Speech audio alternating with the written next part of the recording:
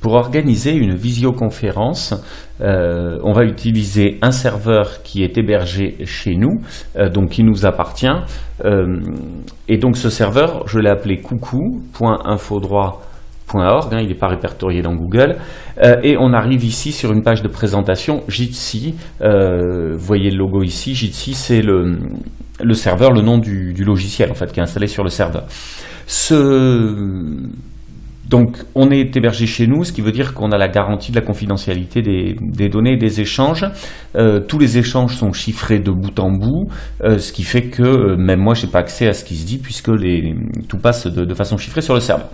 Donc, comment est-ce que ça va s'organiser? Tout simplement, on démarre une nouvelle réunion. Donc, il n'y aura pas d'espace, ce qui fait que moi, je vous conseille, par exemple, si vous créez réunion antenne 33 par exemple, voilà, les espaces vont être supprimés, donc ce qui peut être sympathique c'est de démarrer chaque mot par une majuscule. Ce que je vous conseille de faire avant, puisque là il suffit d'avoir le nom de la réunion qui n'est pas très compliqué à trouver, vous voyez, coucou.infodroit réunion antenne 33, il n'est pas très compliqué à trouver, donc le mieux c'est de protéger quand même la session par un mot de passe. En bas ici vous avez quelques options de sécurisation.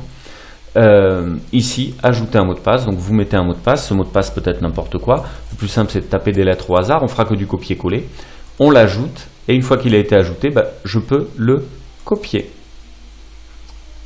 Donc je l'ai copié, je viens fermer, et ici, inviter d'autres personnes, soit je fais partager l'invitation et ça va m'ouvrir une fenêtre dans Thunderbird, si j'utilise pas Thunderbird, il vaut peut-être mieux faire autrement, donc copier le lien de la réunion, hop, je viens ici, et je viens écrire un message, hop, tac, je viens coller l'adresse et je dis, hop, voici le lien, hop là, le lien vers la visio, je rajoute le mot de passe, le mot de passe que je retrouve ici, mot de passe copié, je reviens dans mon mail,